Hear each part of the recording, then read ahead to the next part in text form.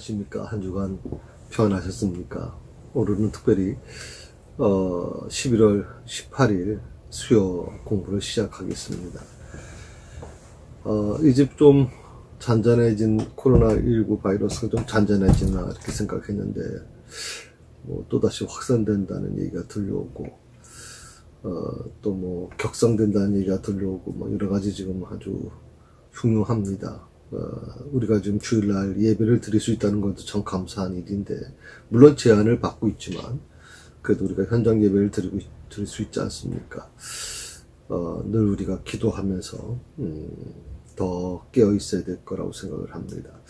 제가 지난 주일날 계속 여러분과 같이 나누고 있는 게 뭐냐면, 특별 지금 자료를 제가 말씀을 드리면서 17장에 있는 말씀은 거의 다 끝났잖아요. 끝났고 지금은 지금 제가 특별 일부 뽑은 자료를 여러분에게 알려드리고 있는데, 거기에 이제 하나됨을 위한 기도라고 하는 제목으로 지금 말씀을 드리고 있어요. 그래서 21절 22절에 있는 말씀을 근거로 해서 제가 지금 말씀을 드리고 있어요. 21절, 22절 한번 여러분 성경책 한번 보시겠어요? 예. 요한복음 17장 21절, 22절 한번 같이 읽어봅시다. 아버지여, 아버지께서 내 안에 내가 아버지 안에 있는 것 같이 그들도 다 하나가 되어 우리 안에 있게 하사 세상으로 아버지께서 나를 보내신 것을 믿게 하옵소서. 내게 주신 영광을 내가 그들에게 주었사오니 이는 우리가 하나가 된 것 같이 그들도 하나가 되게 하려 함이니이다. 아멘. 오늘 이 말씀을 중심으로 해서 지금 말씀을 드리려고 합니다. 지난주에 여러분과 같이 나눴던 말씀이 뭐냐면 이제 때에 대한 부분이었거든요. 분명히 예수님께서는 물론 이제 이 땅에 오셔서 30년 동안 이제 생활을 하시다가 30세 공생애로 들어가시죠. 이제 하나님의 나라를 위해서 하나님이 이 땅에 오신 목적을 이루시기 위해서 메시아로서의 사명을 감당하시게 됩니다. 그때 가장 중요한 게 뭐냐면 바로 이 때라고 하는 시간적 개념입니다. 예수님께서 늘 자주 비추시기도 했고 예수님의 말씀 속에서 그래서 이 때에 맞춰서 지금 예수님의 사역이 진행되고 있다고 제가 말씀을 드렸죠.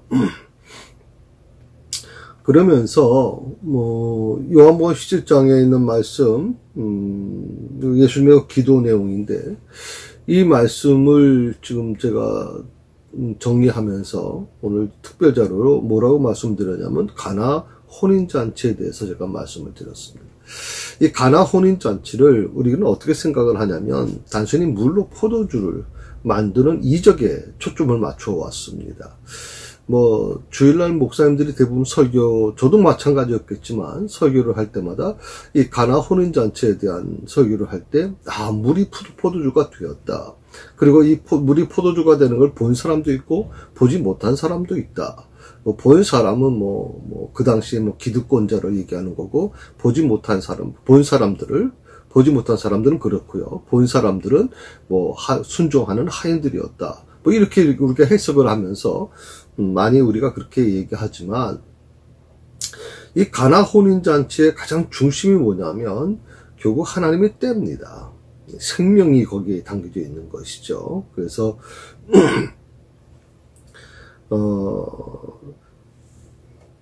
좀 복습을 하자면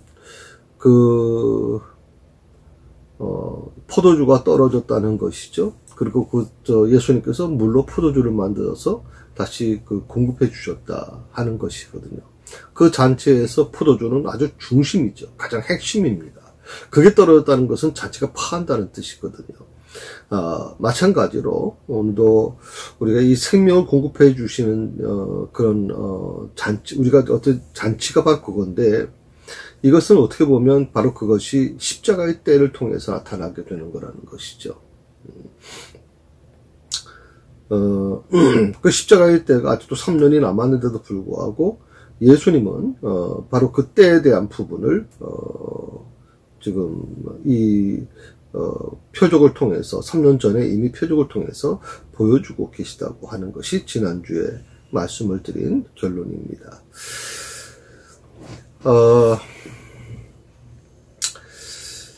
우리가 이 사건을 통해서 좀 더 깊이 다시 한번 생각해 볼 수 있는 게 뭐냐면 예수님께서 세상에서 하시는 모든 일들이 뭐냐, 그것은 바로 세상에 당신의 생명을 내어주는 일을 하시기 위해서 오셨다는 것이거든요.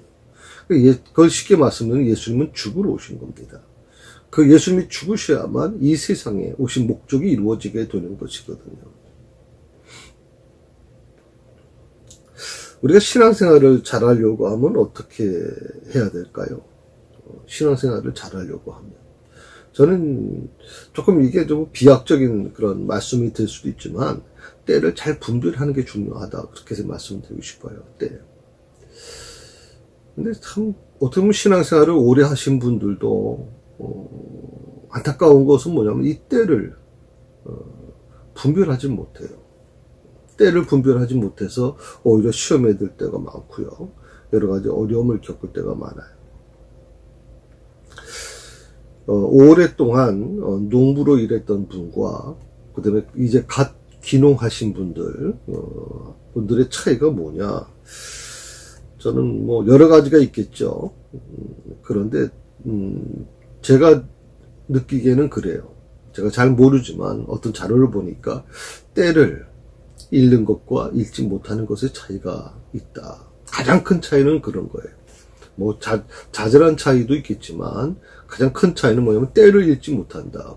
씨를 뿌릴 때, 그 다음에 뭐 물을 줄 때, 또 무슨 뭐 비료를 줄 때, 병충해를 위한 약을 뿌릴 때, 또 추수할 때, 요 몇 가지 때가 있는데 이 때를 정확하게 읽어내지 못하면 곡식이 제대로 자라기가 어렵다. 식물이 자라기 어렵다는 거거든요. 그래서 저는 신앙생활, 농부와 귀농하는, 전원생활을 하기 위해서, 취미로 하기 위해서 귀농하는 사람들과의 그 차이가 있는 것처럼, 우리가 신앙생활을 잘하는 사람과 신앙생활을 잘 못하는 사람의 차이가 뭐냐, 좀 때라고 생각을 하는 거죠. 때라고 생각하는 겁니다. 예수님께서 이미 3년 전에, 3년 후에 있을 그 때를 준비하시고, 또 그것을 기다리셨던 것처럼, 오늘도 우리 신앙생활에 가장 중요한 게 바로 이 때라면 이 때를 분별할 수 있는 자가 돼야 되지 않겠나 하는 것입니다. 그래서 오늘 바로 그런 부분에 있어서 오늘 같이 이 말씀을 나누고 싶습니다. 가나의 혼례 잔치에서 예수님은 당신의 때가 아직 이르지 않았다고 말씀하시죠. 그런데 그 17장에서, 우리 그 예수님의 그 기도 속에서 오늘 그 요한복음 17장이죠. 그 기도 내용을 보게 되면 아버지여, 때가 이르렀사오니 아들을 영화롭게 하사 아들로 아버지를 영화롭게 하옵소서 하는 말씀이 나오죠. 때가 이르렀습니다. 지금 기도하시는 예수님께서는 모든 사역을 마감하고 이제 희생제물로 십자가에 이제 올려줘야 되는 그것이 마지막 일만 남겨두신 거란 말이죠. 예수님은 바로 그 때를 위해서 세상에 오셨고, 어떻게 보면 예수님의 전 생애가 바로 그 때를 향하여 방향이 맞춰주고 있다고 생각을 합니다. 예수님은 조금 더 그 때를 어긋나질 않았어요. 그 제자들이 그토록 예수님께 매달리면서 때를 앞당기기도 하고 때를 늦추기도 하려고 그러고 여러 가지 뭐 시도를 했지만 예수님은 바로 이 때를 향해서 맞춰서 가셨다는 것을 분명히 알 수가 있죠. 그리고 이제 17장에 우리가 오늘 공부하는 17장에 와서는 그때가 다 되었다는 것을 분명히 말씀하고 있습니다. 어떻게 보면 때가 다 되었는데도 불구하고 제자들은 아직도 그 때를 읽지 못하고 있는 거죠. 예수님과 제자들의 가장 큰 차이가 뭐냐면 예수님은 그 때를 알고 계셨고 그 때를 준비하셨고 때를 맞이할 모든 걸 다 끝내신 거죠. 그런데 제자들은 아직도 그 때가 뭔지를 모르고 있는 거예요. 예수님께서 수없이 끊임없이 지금 제자들에게 말씀해 주셨고 가르쳐 주셨음에도 불구하고 제자들은 아직도 그 때를 알지 못하고 있다는 것이죠. 그 때를 알지 못한다는 것은 뭐냐면 예수님을 제대로 알지 못했다는 뜻이고요. 또 하나님을 제대로 알지 못했다는 뜻입니다.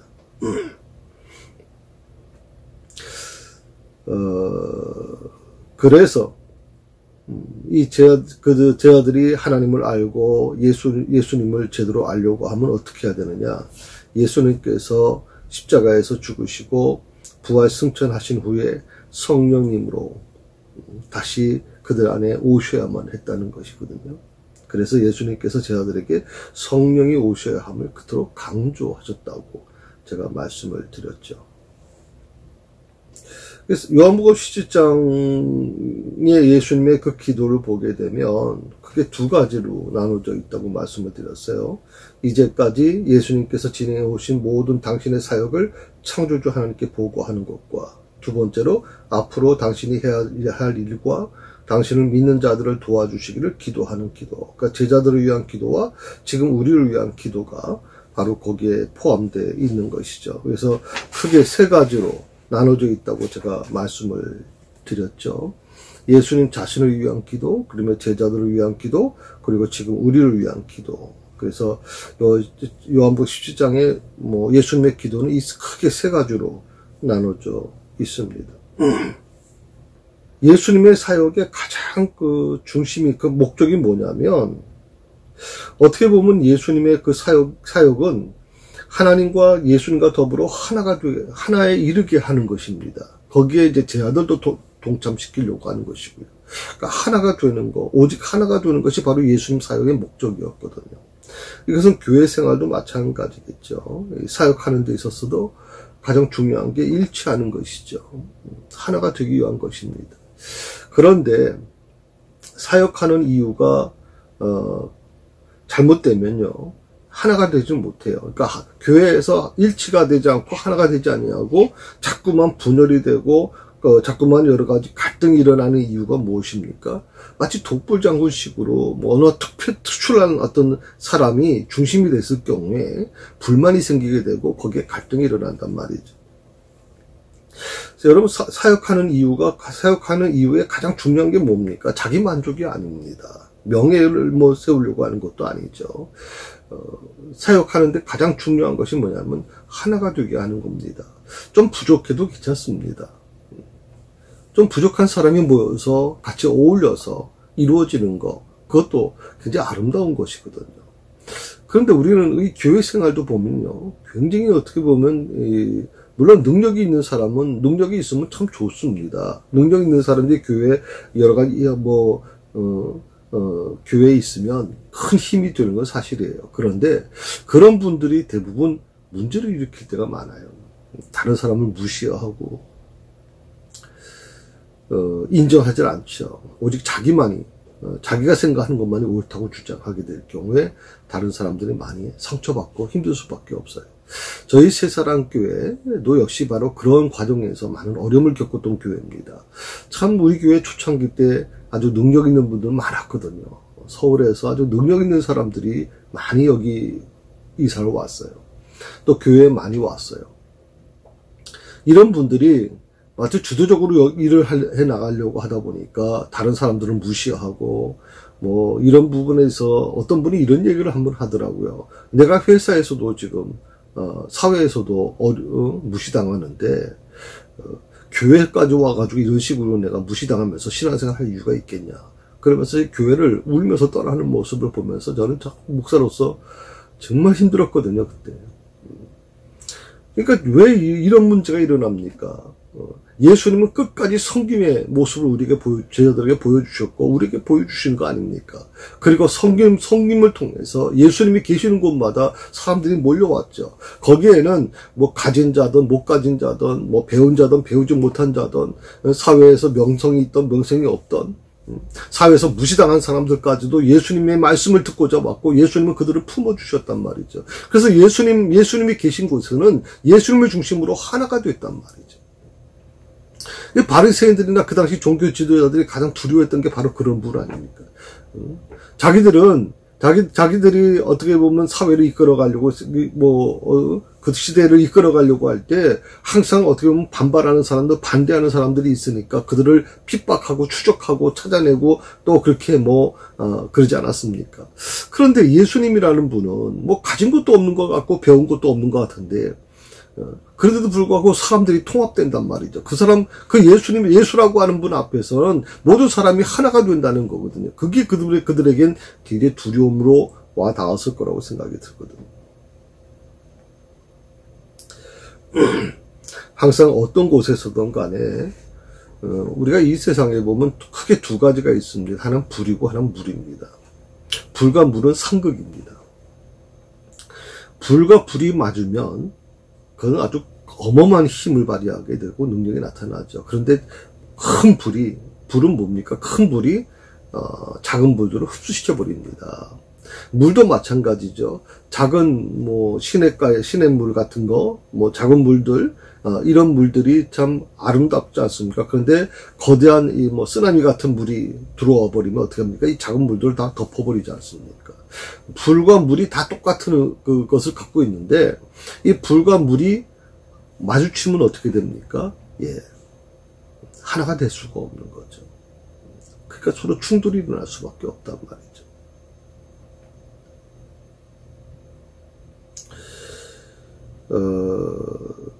저는 하나가 될 수는 없지만, 보통 불과 물이 부딪히면 물이 불을 흡수시켜버리지 않습니까? 그래서 유일하게 불을 끌 수 있는 건 물이지 않습니까?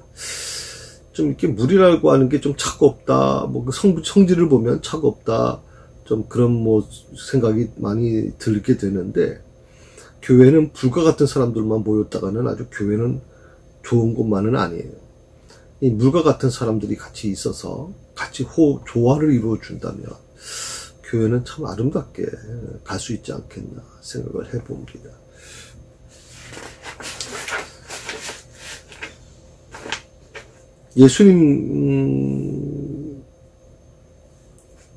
예수님께서 바로 이 십자가를 통해서 모두가 하나가 됨을 이루는 그 길에 대해서 설명을 해주셨는데, 크게 한 세 가지가 있습니다. 첫째는 창세전에 창조주 하나님께서 세우신 영원한 계획이었다. 십자가를 통해서 우리가 알려주시는 건데, 십자가를 통해서 하나가 되는 것은 창세전에 창조주 하나님께서 세우신 영원한 계획이다. 두 번째로 하나님께서 천지를 창조하신 목적이 바로 이거다. 십자가를 통해서 모두가 하나가 되는 것은 그것을 창조주 하나님께서 계획하셨고, 그리고 두 번째는 그것이 창조의 목적이셨고, 세 번째로 창조주 하나님께서 지금까지 온 우주 역사를 섭리하시며 통치하시는 이유가 바로 이거다. 이것은 굉장히 중요하다고 저는 생각을 하거든요. 모든 게 뭡니까? 하나됨을 위해서, 하나된 것이 곧 계획이고, 목적이고, 그리고 이유라고 하는 것이잖아요. 교회도 저는 그래야 된다고 생각해요. 때로는 목사인 저도 많이 부족해요, 사실. 저도 여러분, 진짜 부족한 사람이거든요. 누구보다도 제가 저를 잘 알아요. 참 부족한 사람이라는 거 알아요. 근데 성도들 중에 목사는 완전해야 된다고 생각하는 분들, 또 목사를 가지고 내 편이 돼 주셔야 돼요. 왜 다른 사람, 저 사람은 내가 싫은 사람인데 왜 저 사람 편에 들으세요? 그것 때문에 여러 가지 마음이 시험이 들기도 하고 여러 가지 힘들어하는 분들도 있는 걸 봅니다. 그런데 여러분, 가장 중요한 게 뭐냐면, 예수님의 십자가를 믿으시나요? 그렇다면 그 예수님의 십자가가 우리에게 좀 주시는 메시지가 무엇입니까? 하나가 되라는 겁니다. 하나가 되라. 예수님께서 늘이 말씀하셨던 게 뭐냐면, 원수 갚는 것을 너희가 하지 말고 하나님께 맡기라고 하지 않았습니까? 하나님께서 너에게 원수를 갚는 그런 어떤 것을 주신 것이 없다는 말씀하셨잖아요. 그렇기 때문에 오늘 이 하나됨의 하나되기 위해서는 굉장히 쉬운 게 아니죠. 어렵습니다. 분명 그것이 하나님이 세우신 계획이고 그것이 창조의 목적이시고 그것이 바로 하나님이 이 세상을 통치하시는 이유인 것을 알면서도 하나가 되기가 굉장히 어렵죠. 교회는 여러 가지 다양한 사람들이 모여 있지 않습니까? 각 지역이 다르지 않습니까? 서울, 또 충청도, 경상도, 강원도, 전라도, 제주도 다 다르지 않습니까? 또 성격도 다르지 않습니까? 어떤 사람은 불과 같은 사람, 어떤 사람은 불과 같은 사람. 또 신앙관에도 다르지 않습니까? 오랫동안 그런 모태신앙으로 자라온 사람이 있고 중간에 회심해서 믿은 사람이 있고 이런 다양한 사람들이 모여있는 이 교회가 어떻게 하나가 될 수 있을까? 어떻게 교인들이 하나가 될 수 있을까? 저는 바로 이 부분을 우리가 빨리 오늘 이 말씀에서 배워야 된다고 생각을 합니다. 하나됨에 대한 구체적인 내용이 바로 22절, 21절 우리가 방금 전에 읽었던 말씀이죠. 아버지께서 내 안에, 내가 아버지 안에 있는 것 같이 그들도 다 하나가 돼요. 여기서 중요한 게 뭐냐면 내 안에 아버지께서 내가 아버지 안에 있는 것 같이 라고 하는 표현이었어요. 하나가 되는 것의 가장 중심이 바로 이 부분이 아닐까. 내가 너 안에, 너가 내 안에 라고 하는 이 부분이 존재한다면 중요한 부분이 되겠죠. 우리가 구원을 한마디로 표현하면 뭐라고 얘기할 수 있을까요? 오늘 17장에 바로 이 부분을 설명해 주는 구절이 나옵니다. 여러분이 지금 요한복음 17장을 지금 10번 이상을 지금 읽으셨다고 생각을 하니까. 자, 구원에 대해서 설명해 주는 구절이 몇 구절일까요? 무슨 구절일까요? 3절입니다. 한번 읽어보실까요? 영생 곧 유일하신 참 하나님과 그가 보내신 자 예수 그리스도를 아는 것입니다. 뭐라 그랬어요? 구원이라고 하는 것은, 영생이라고 하는 것은 우리가 하나님을 알고 예수 그리스도를 아는 것이다. 하나님과 그가 보내신 예수를 아는 것. 이게 바로 구원의 실상이에요.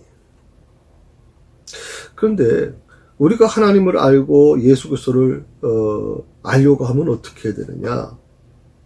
내가 하고 싶어서 하는 거냐? 내가 예수님을 알려고 하면 알 수 있는 거냐? 그래서 예수님에 관련된 책을 막 사다가 보고 성경을 막 여러 번 읽어보고, 제가 지난번에도 말씀을 드렸죠. 성경 20번을 읽어도 안 되더라 이 말이잖아요. 믿어지지 않더라는 거 아니에요. 그 이혜령 교수님이 예수 믿기 전에, 구원받기 전에, 회심하기 전에 성경을 몇 번 읽으셨다 그랬어요? 20번 이상 통독하셨다는 거죠. 이분이 통독한 개념은 우리가 생각하는 것처럼 아무 의미 없이 읽어나가신 게 아니죠. 학자 아닙니까? 아주 우리나라에서 대표적인 학자 아닙니까? 그렇다면 한 절 읽을 때마다 아주 꿰뚫어 보고 읽었을 텐데, 그렇게 20번을 읽었더니 웬만한 교수 신학 교수 뺨을 치는 거죠. 목사 뺨을 칠 수밖에 없어요. 그런 분이 이 20번을 읽어도 믿어지지 않더라는 거 아니에요. 그러다가 따님, 목사님이시죠. 따님이 시력을 잃어가는 것을 보고, 정말 딸을 너무 사랑하셨기 때문에, 그 딸을 위해서 하나님께, 믿어서 하는 게 아니에요. 이건 믿어서 하는 게 아니고, 정말 너무 다급하니까, 딸이 믿는 하나님께 기도를 드렸다는 거죠. 딸만, 이 시력이 멈추기만 된다면, 볼 수만 있다면 제가 하나님을 믿겠습니다. 근데 놀랍게도 그 기도를 하나님이 들으셔서 그 딸, 이혜령 교수님의 그 딸 목사님 눈이 멈췄죠. 기적이라고까지 얘기합니다만은. 자, 내가 예수님을 알고 하나님을 알 수 있는 길이 뭘까요? 관련된 책을 많이 보기 때문에, 많이 듣는다고 해서 나는 할 수 없어요. 그럼 어떻게 알 수 있을까요? 그것은 성령께서 내 안에 오셔야 돼요. 성령께서 나를 주관하셔야 돼요. 나로 하여금 알게 해주셔야만 내가 알 수 있는 거예요. 그리고 나서 하나님과 예수 그리스도와 하나가 됨으로써 비로소 가능하게 되는 것이 바로 이 부분이에요. 그러니까 나와 예수님과 하나님이 하나가 되기 위해서는 어떻게 해야 되느냐? 성령께서 내 안에 오셔야 되는. 그래서 성령께서 나를 주관하셔야 돼. 내 안에 오셔서 내 삶에 내 안에 주관자가 돼 주시고 주인이 돼 주셔야 돼. 그럴 때 하나님과 우리는 하나가 될 수 있다. 그러니까 이렇게 설명할 수 있어요. 하나님을 안다. 또 예수님을 안다는 것은 뭘 의미할까요? 내가 하나님을 안다. 예수 그리스도를 안다라고 하는 그렇게 말을 할 때 그 말의 의미가 뭘까요? 그것은 하나님과 예수 그리스도와 하나가 됨으로써 나와 하나가 된 하나님과 예수 그리스도를 경험하는 것을 전제로 하고 있는 것이죠. 단순히 눈으로 보고 귀로 듣고 여러 감각을 통해서 하나님과 예수님을 이해하는 수준이 아닌 것이에요. 여기서 중요한 게 뭐냐면 우리 사람은요, 이 세상은 온통 보는 것만 믿으려고 그래요. 보는 것만 믿으려고 그래요. 저는 이거 굉장히 어떻게 보면 너무나 안타깝다고 생각이 들거든요. 보이지 않는 게 얼마나 많은데, 이제. 그 사람들은 보이지 않는 것을 보면 두려워하는 거예요. 보이지 않는 것을 보게 되면 막 공포에 질려요. 그래서 이제, 귀신이 없다고 얘기하는 사람들이 갑자기, 공포 체험해가지고 들어가다 보면 막 갑자기 기겁을 하고 하잖아요. 보지 못하는 것에 대한 것을, 보는 것만 믿다가 보지 못하는 것을 보게 됐을 때, 그들은 아주 충격을 받아가지고 정신을 못 차리잖아요. 보는 것만 믿는 세상. 어떻게 보면 우리가 사는 세상인데, 그래서 주님을 받아들이지 못하고 있는 거예요. 주님을 받아들이지 못하죠. 왜? 보는 것만 익숙해져 있기 때문에. 과학이라고 하는 것에 틀에 매여져 있는 사람은 그것을 벗어나면 도저히 받아들일 수가 없는 거거든요. 믿지를 못하는 거예요. 여러분 혹시 인터넷 한번 찾아보시면, 지금까지 우리가 알고 왔던, 배워왔던, 과학책이라든지, 생물학 계통의 학생들이 보통 공부하던 책에 보게 되면, 보통 우리 지구상에 있는 생물의 모습이 조금 나옵니다. 그런데, 얼마 전에 밝혀진 이야기가 있습니다. 심해에서 밝혀졌는데, 전혀 지금까지 한 번도 보지 못했던 생물들이 존재하고 있다는 것이거든요. 한 번도 보지 못한 생물들. 여러분 생각해 보십시오. 정말 우리 시대에 얼마나 과학이 발전됐습니까? 그런데도 불구하고 이 과학이 들어갈 수 없는 것이 얼마나 많은지 모르다는 거죠. 이 작은 지구상에도, 그 발전한 과학도 해결할 수 없는 게 얼마나 많은지 모른다는 말이에요. 그런데 하물며, 그 과학의 카테고리 속에 갇혀가지고, 과학의 틀 속에 갇혀가지고, 그것만 가지고서는 신이 있다, 없다, 하나님이 있다, 없다, 다, 이런 판단을 내리는 사람들 보면, 이거 어처리 없는 사람들 아니에요, 지금. 어처리 없잖아요. 주님께서, 주님의 부활을 의심하는 제자들에게 뭐라고 얘기합니까? 너는 보고 믿느냐? 보지 않고 믿는 자가 복되다고 말씀하시지 않았습니까? 보지 않고 믿는 자. 나도 마찬가지고 여러분도 마찬가지입니다. 우리는 보고 믿는 것이 아니라 보지 않고 믿습니다. 그러므로 우리 신앙은, 여러분의 신앙은 참 복된 신앙입니다. 하나님께서 여러분의 보지 않고 믿는 그 복된 신앙, 그 신앙에 더 큰 축복을 허락해 주시기를 바랍니다. 크게 이제 하나님과 하나가 되는 것에는 세 가지 의미가 있어요. 이건 굉장히 중요하기 때문에 여러분 적어 놓으시면 좋겠다 생각해요. 첫 번째는 뭐냐면, 첫 번째 하나가 되는 것은 우리가 보편적으로 이해하는 연합이 아니에요. 하나가 된다고 할 때 우리는 보통 연합한다라고 하는 말을 써요. 연합한다는 게 무슨 뜻입니까? 일사불란하게 움직여 나가는 거죠. 연합한다는 거.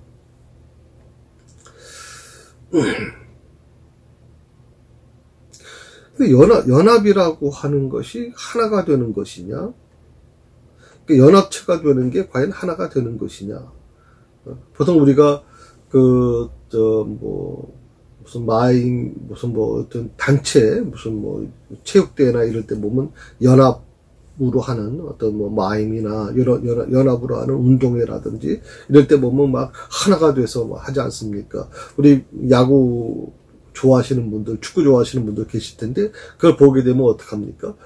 마치 두 구단으로 나눠져서 막 하는 거 보면 정말 서로 얼굴도 보지 못했던 사람이지. 누구 이름도 몰라요. 누가 누군지도 몰라요. 그런데도 불구하고 그 팀을 좋아하는, 지지하는 사람들이다 보니까 막 어깨 안고 막 난리치잖아요. 응원단이 대단하잖아요. 우리가 볼 때는 그 응원단이 오랫동안 무슨 훈련받은 응원단처럼 생각할지 모르지만 아니에요. 그들은 그날 처음 만난 거예요. 그런데도 불구하고 연합체가 되잖아요. 근데 이 연합체가 된다는 것은, 많은 사람들이 착각하고 있는 게 뭐냐면 하나가 된다라고 생각을 하는 분들이 있어요. 하나가 되는 건 아니죠. 왜? 서로가 서로를 잘 몰라요. 그래서 정말 하나가 된다는 게 뭐냐. 우리가 연합이라고 하는 개념의 단어로 이해하면 안 되고요. 진정 하나가 된다는 것은 모두가 따로따로 독자적으로 존재하면서 필요에 따라 함께하는 거. 그게 바로 연합의 모습이다 하는 것이거든요. 하나가 되는 것이다. 모두가 따로따로 독자적으로 존재하면서 필요에 따라 함께 하는 거. 어떻게 보면 운동 경기도 마찬가지겠죠. 각자 독립돼 있죠. 그들이 필요에 따라 함께 하는 것이니까, 물론 그럴 수 있죠.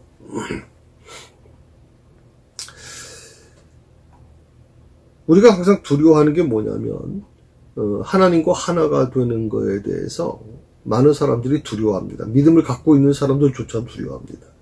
그 두려워하는 이유가 뭐냐라고 제가 물어보면, 예를 들어서, 하나님께서 나에게 불의한 걸 요구하시면, 하나님께서 예를 들어서 나의 자유를 억압하시고, 나의 자유를 달라고 그러시면, 하나님께서 내가 정말 이것만은, 놓치고 싶지 않은데, 이걸 놓으라고 하시면, 나는 정말, 그것이 만약 주님의 뜻이라 할지라도 받아들이기가 쉽지 않습니다라고 얘기하는 분들이 있어요.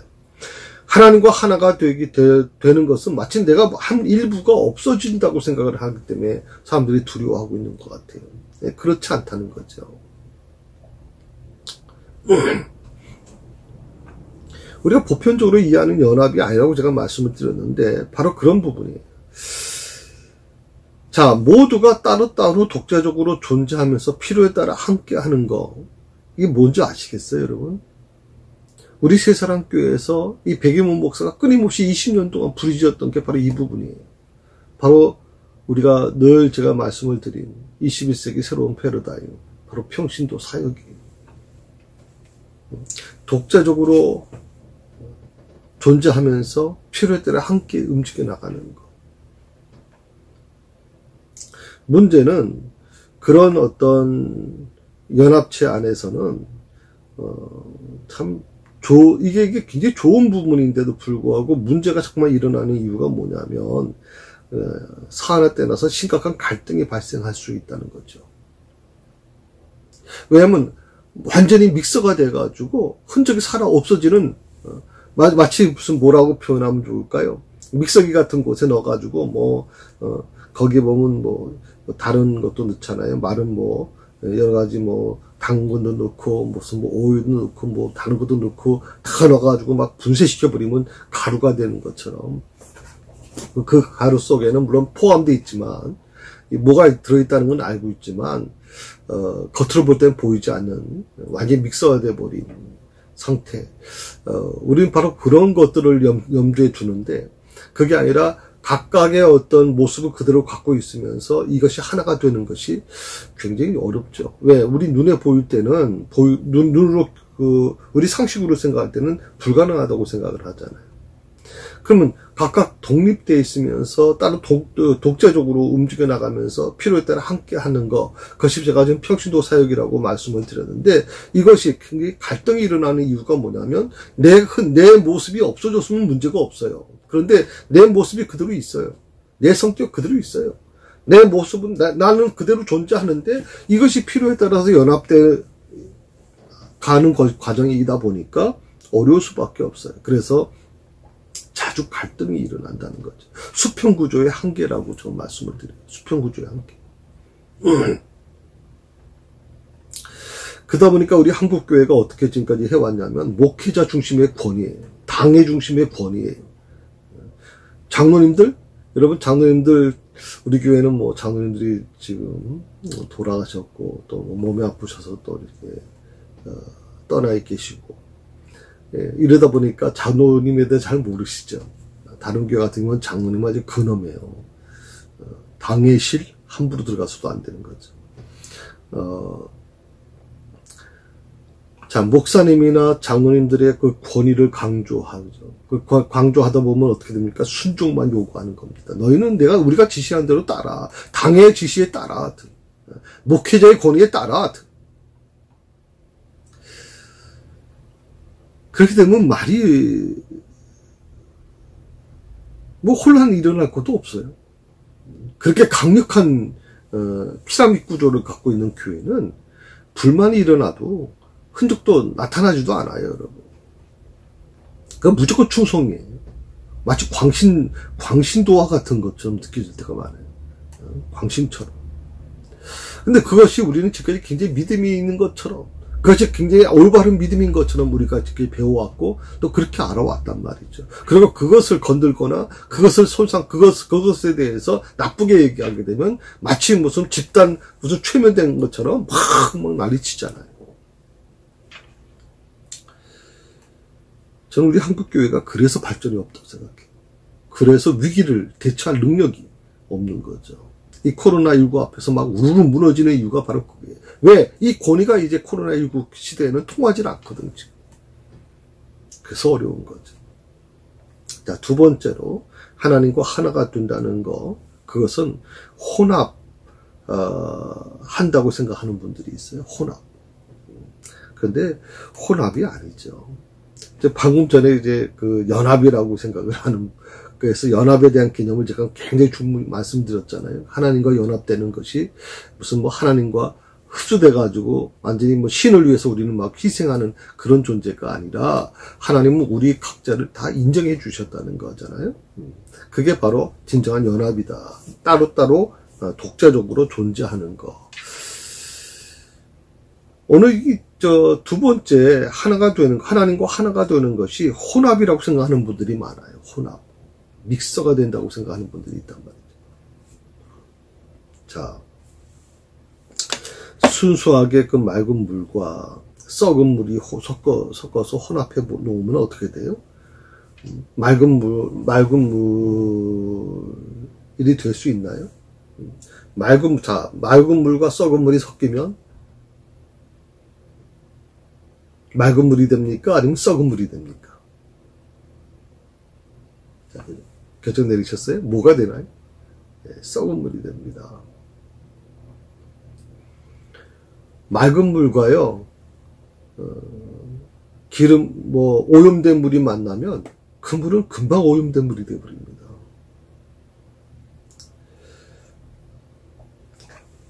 하나님과 죄와 사망의 존재인 인간이 서로 혼합될 수가 있다고 생각하십니까? 절대 불가능한 일입니다. 신인이 혼합이 된다? 이것은 생명과 사망이 절대 하나가 될 수 없는 것과 같은 위치입니다. 생명과 사망은 절대 혼합이 될 수가 없죠. 성삼위 하나님과 그리고 그의 백성들이 결코 하나가 될 수 없는데, 만약 하나가 된다라고 하는 것이 뭘 의미하는 거냐? 보통 우리가 한 세 가지로 생각할 수 있어요. 보통 이교도들, 이단자들이 말하는 또 신인 합일이라고 얘기하는 분들이 있어요. 신인 합일. 마치 입신이라고 하는 거, 막 갑자기 막 여러분 기도하시다 보면 뭐 갑자기 거품을 물고 막 입신에 쓰러져서 입신한다 그러잖아요. 그런 것들 할 때 신인 합일이 이루어진다라고 얘기하는데 천만의 말이에요. 또 귀신 무당들이나 이런 분들 신과 인간을 중재시켜주는 분들, 신인 합일이 가능하다고 얘기하는 분들이 있는데 절대 그렇지 않다는 거. 두 번째로, 하나님과 또 우리 그분의 백성들이 하나가 되는 것은 범신론을 의미하는 것도 아니에요. 범신. 세 번째로, 샤먼들의 강신이나 접신을 의미하는 건 더더욱 아니에요. 사무엘이 죽은 사무엘을 이제 사울이 불러내지 않습니까? 그때 사용됐던 도구가 누굽니까? 바로 이 강신이죠. 강신부죠. 샤먼을 동원해서 죽은 사무엘의 영을 불러내지 않습니까? 자, 바로 이런 부분들이 마치 하나님과 백성들이 하나가 될 수 있는 것처럼 착각할 수가 있는데, 그렇지 않은 거죠. 그 사무엘은 죽은 사무엘이 아니죠. 절대 그렇지 않습니다. 죽은 자와 산 자는 서로 교통할 수가 없죠. 절대로.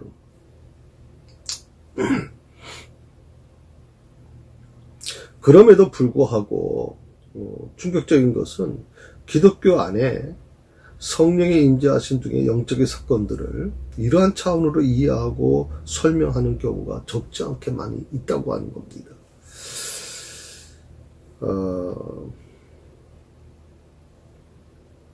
요즘엔 조금 덜 해졌습니다.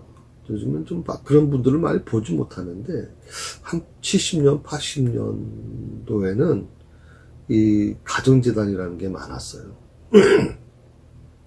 그 가정재단에서 하는 게 뭡니까? 물론 예배도 인도하고 기도도 하지만 대부분 뭡니까? 마치 쪽집게 무당하는 것처럼 똑같이 그렇게 했죠. 그래서 그 대가로 헌금을 받기도 하고 그렇게 합니다. 물론 그런 능력을 갖고 있는 사람들이 좀 있을 수도 있겠죠. 전 지금도 저 무당이라든지 그런 어떤 강신무 하는 분들의 그런 것들을 무시하지는 않습니다. 그분들의 어떤 부분, 일부 중에 그런 능력을 갖고 있다는 것을 인정합니다. 문제는 뭐냐면, 그것을 가지고서 마치, 그것이 성령의 임재하심으로 그렇게 영적인 사건들로 이해하려고 하는 교회 안에서 그런 모습들이 있다면, 이건 굉장히 위험한 일이라는 것이죠.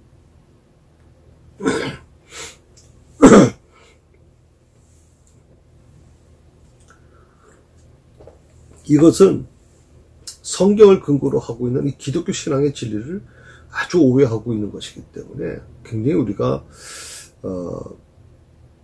좀 신중해야 된다고 저는 생각을 합니다. 세 번째입니다. 우리가 하나님과 하나가 되는 것은 어떤 의미가 있을까요? 오늘 바울의 고백에서 좀 더 자세히 확인할 수가 있는데, 갈라디아서 2장 20절에 있는 말씀인데 제가 한번 읽어드리겠습니다. 바울은 이렇게 고백합니다. 갈라디아 2장 20절에서 내가 그리스도와 함께 십자가에 못 박혔나니 그런즉 이제는 내가 사는 것이 아니요 오직 내 안에 그리스도께서 사시는 것이라. 이제 내가 육체 안에 사는 것은 나를 사랑하사 나를 위하여 자기 자신을 버리신 하나님의 아들을 믿는 믿음 안에서 사는 것이다. 자, 이제는 내가 사지 않는다. 오직 내 안에 그리스도께서 사신다. 그렇게 하는 이유가 뭐냐? 그렇게 고백할 수 있는 이유가 뭐냐? 바로 그 앞에 부분에 있죠. 내가 예수 그리스도와 함께 십자가에 못 박혔기 때문이다. 그리스도와 함께 십자가에 못 박혔기 때문에 이제 내가 사는 게 아니에요. 오직 내 안에 그리스도께서 사시는 것이다. 오늘 갈라디아서 2장 20절은 어떻게 보면 지금 하나됨에 대한 부분을 아주 잘 설명해 주는 거라고 생각을 하거든요. 그래서 하나님과 연합이라는 게 뭐냐? 죄와 사망의 존재인 나에게 예수 그리스도께서 예수님이 말씀으로 들어오셔서 새 생명이 되어주는 것. 어떻게 보면 내가 주님을 믿고 싶다고 해서 이루어지는 게 아니라 예수님께서 말씀으로 내 안에 들어오셔서 내 안에서 새 생명이 되어줄 때만이 가능하다는 거죠. 왜? 나는 죄와 사망의 존재이기 때문에 내 자신으로는 아무것도 할 수가 없다는 거예요. 그래서 하나님과 연합하기 위해서는 바로 이 부분이 반드시 필요한 거예요. 말씀으로 이 땅에 오신 예수님, 그 말씀을 내 안에 받아들여서 그 말씀을 통해서 내가 새 생명이 되어야만 가능한 것이죠.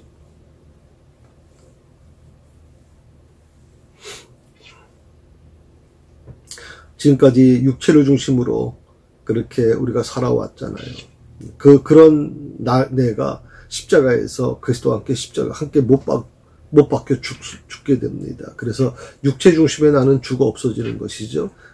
그리고 내게 하나님의 형상인 예수 그리스도만 남게 되고, 그래서 내가 예수 그리스도를 위해 사는 것, 이것이 바로 기독교인의 삶입니다. 육체 중심으로 형성되어 왔던 이 죄와 사망의 존재인 내가 십자가에서 주님과 함께 같이 못 박혀 죽는, 이 사도 바울의 아주 위대한 고백이죠. 내가 그리스도와 함께 십자가에 못 박혔나니.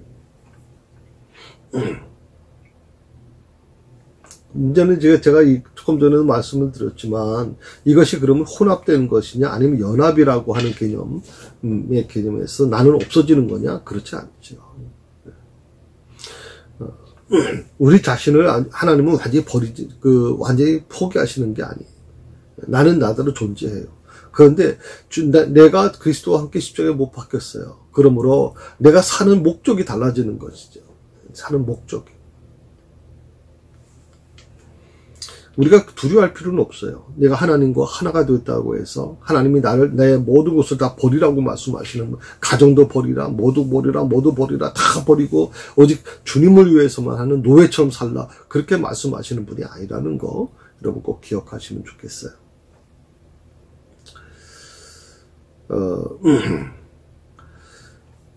오늘 그 공부의 주 내용은 바로 거기에 아마 있다고 생각을 하고요. 그래서 지금 우리가 좀 한번 생각해 볼 게 뭐냐면, 내가 누구냐라고 얘기할 때 우리는 이렇게 얘기할 수 있을 거예요. 나는 하나님의 형상이다.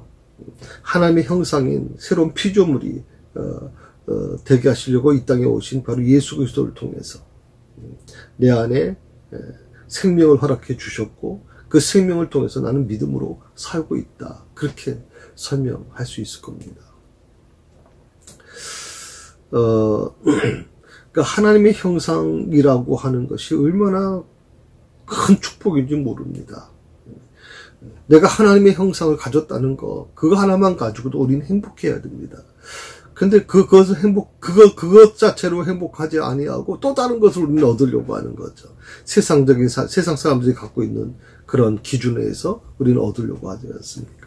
그러다 보니까 자꾸만 우리는 피폐해질 수밖에 없는 거죠.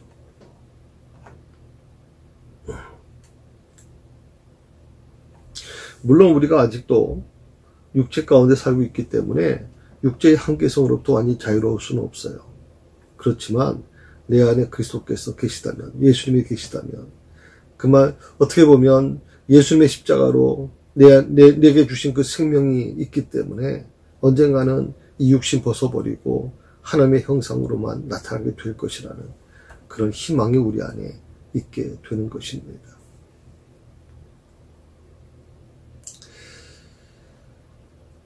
기독교 신앙의 궁극적인 목적은 딱 하나입니다. 그것은 예수 그리스도가 또 그분의 십자가를 통해서 하나님의 사람들이 성삼위 하나님과 하나됨에 이르는 것, 그게 바로 기독교 신앙의 궁극적인 목적입니다. 우리는 이것을 위해 선택받았고, 이것을 위해서 살고 있고, 또 이것을 위해서 죽을 겁니다. 근데 이런 것이 없다면 이건 굉장히 좀 불행한 사람이라고 저는 생각을 하죠. 그래서 교회 예수 믿는 사람들이 많이 자살하는 사람들이 많이 있어요. 물론 저는 자살하는 사람은 무조건 나쁘다고 생각하지는 않아요. 무조건 그건 잘못됐고 성경의 죄인이고 구원받지 못하고 그건 하나님께 고난이 있는 것이지 우리 인간이 함부로 판단할 수 있는 문제는 아니에요. 그런데 너무나도 마음이 아픈 거는 바로 이 부분이에요. 예수 그리스도와 그분의 십자가를 통해서 하나님의 사람들이 성삼위 하나님과 하나됨에 이르게 된다면 그렇게 쉽게 하나님이 주신 이 생명을 그렇게 포기할 수 있는 것인가 하는 생각을 좀 해봅니다. 우리 믿는 자들이, 목회자들인 저도 마찬가지고 더 열심히 수고해야 되지 않겠나 생각을 해봅니다. 예, 이제 말씀을 이렇게 마치겠습니다. 하나됨에 대한 부분은 여기서 이제 마치고요. 제가 지금 18장으로 넘어갈지, 지난번 말씀을 잠깐 드렸는데 18장부터는 이제 예수님께서 구체적으로 이제 겟세마네 동산에서 잡히시고, 또 뭐 이제 베드로의 이제 그 예수님 부인하는 과정도 나오고, 이제 구체적인 사실, 여기서부터는 이제 구체적인 역사적인 사건에 대한 부분을 설명해 주는 것이죠. 그래서 제가 다음 주 한 번 더 기존의 주기도문이 있고 좀 새로 번역된 주기도문이 있지 않습니까? 그 주기도문이 왜 번역될 수밖에 없었는지에 대해서 잠깐 좀 설명을 드리려고 합니다. 왜 그 어떤 교회에서는 그 전에 주기도문으로 고백하기도 하고, 또 대부분 교회는 또 번역된 그 기도문을 한단 말이죠. 그래서 대체 그게 뭐 차이가 없는 것 같은데 왜 그걸 구태여 이렇게 번역을 바꾸셔야 되느냐라고 하는 의문을 제기하는 분들이 계실 것 같아서, 주기도문이 그 전의 번역과 새로운 번역이 어떻게 차이가 있는지를 잠깐 한번 설명드리고, 그리고 이제 18장 공부 들어가도록 하겠습니다. 공부 시작 전에 잠깐 말씀드린 것처럼 코로나19가 다시 확산되고 있습니다. 몸 건강하시고요. 조심하시고, 항상 마스크 쓰고 계시고, 다만 이제 집에 계실 때는 마스크 꼭 벗고 계셔야 되겠죠. 언제든지 여러분의 삶 속에 주님께서 동행하심으로 여러분의 삶이 좀 행복했으면 좋겠고요. 세상 어떤 사람도 주지 못하는 진정한 기쁨을 우리 주님이 주시니까 그 기쁨을 누리며 살아갈 수 있기를 바랍니다. 기도하십시다. 감사합니다. 오늘 이 말씀 속에서 우리는 하나됨의 의미가 뭔지를 다시 확인했습니다. 하나님과 주님과 또 성령님이 하나인 것처럼 우리도 하나가 되어야 되는데, 그러기 위해서는 성령님께서 내 안에 오셔서 내 삶의 주인 되 주셔야 됩니다. 내 안에 주인 되 주셔야 됩니다. 주님, 이제 저는 모든 걸 내려놓겠습니다. 주님만이 나를 주관하시고 내 삶을 인도해 주시옵소서. 혹시라도 내가 많이 부족하고 연약할지라도 주님, 저를 다시 한번 회복시켜 주시고 하나님의 뜻이 온전히 나를 통해서 나타나게 하여 주옵소서. 예수님의 이름으로 기도드립니다. 아멘.